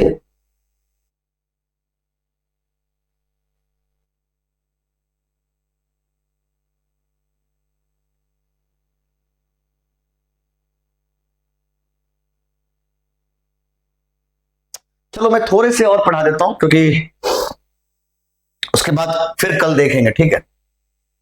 तो अब हम बात करेंगे बेस्ट एमसीक्यू नंबर 66 में आते हैं और बात करते हैं। तो भाई बात ऐसा है, जरा समझो।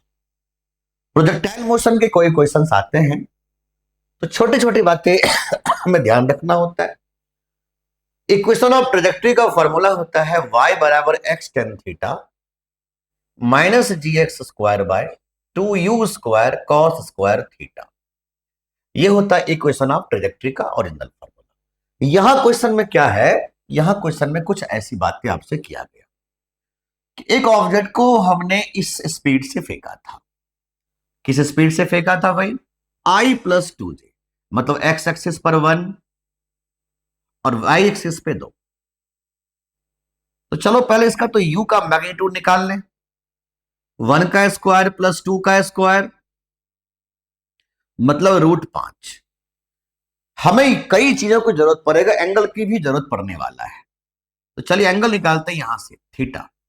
तो tan theta equal to perpendicular by base. Perpendicular 2 है, बेस 1 है। अब देखो हमें टेन थीटा की जरूरत था, वो भी निकल गया, यू की जरूरत था, वो भी निकल गया, हमें थीटा कॉस थीटा की जरूरत है। तुम तो जानते हो बच्चों कि टेन थीटा होता है परपेंडिकुलर बाय बेस, तो फटाफट हाइपोटेनियस निकाल दो, कितना हाइपोटेनियस जाएगा, परपेंडिकुलर का स्क्वायर प्लस बेस का स्क्वायर, 2 का स्क्वायर प्लस 1 का स्क्वायर मतलब √5। कुछ सोचने समझने की जरूरत है नहीं, अब तुम सीधा सीधा बात कर लो। तो तुम cos थीटा का वैल्यू निकालोगे तो आराम से निकलेगा, बेस बाय हाइपोटेनियस, बेस है 1 और हाइपोटेनियस है √5।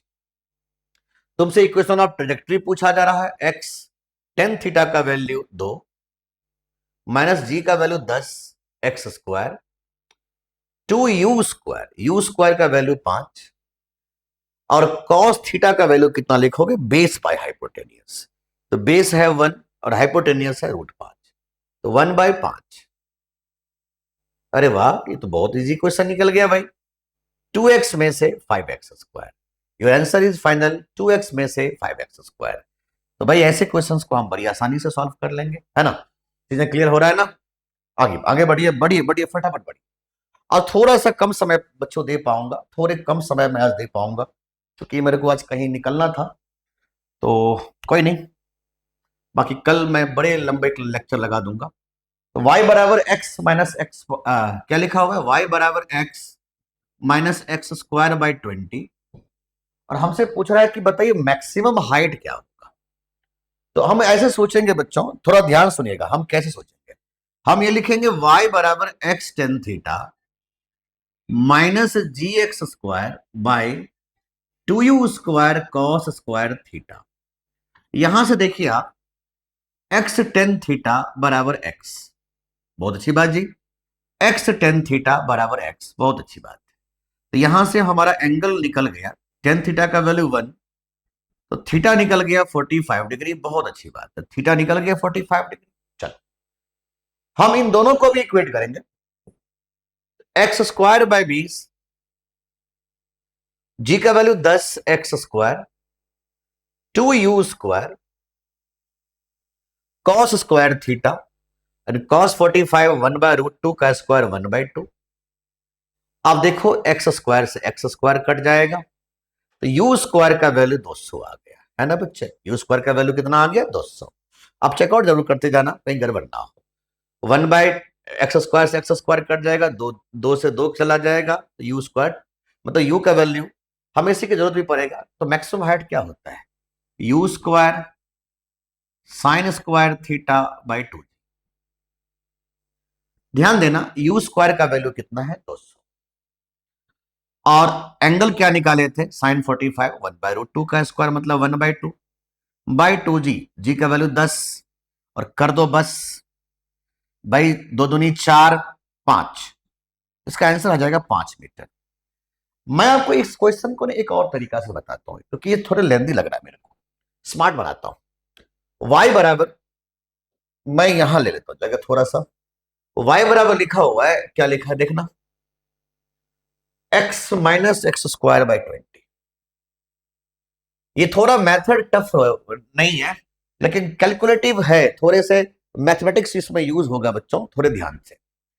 मैं जानता हूं जहां भी मैक्सिमा बनता है dy/dx 0 होता है, फटाफट इसको डिफरेंशिएशन करो, तो dy/dx इसका डिफरेंशिएशन 1 माइनस इसका डिफरेंशिएशन 1/20 गुना 2x।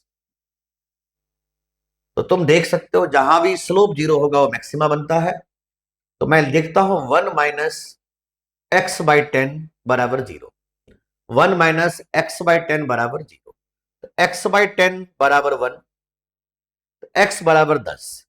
चलो भाई हमें पता लग गया कि x का वैल्यू जब 10 था ना तब y का वैल्यू मैक्सिमा था, तो कुछ सोचना नहीं है, y बराबर 10 माइनस 10 का स्क्वायर बाई 20। ओ